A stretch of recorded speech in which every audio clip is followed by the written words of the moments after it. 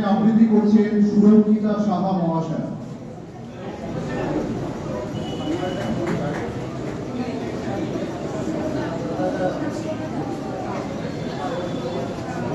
নমস্কার, আমার লেখা একটি কবিতা করজন।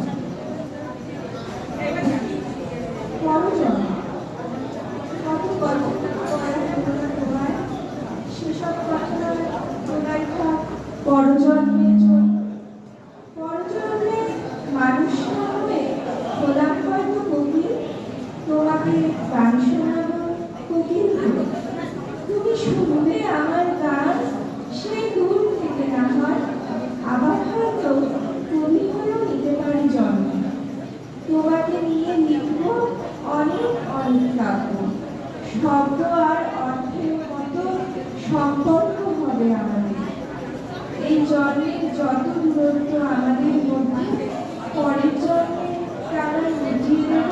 নমস্কার।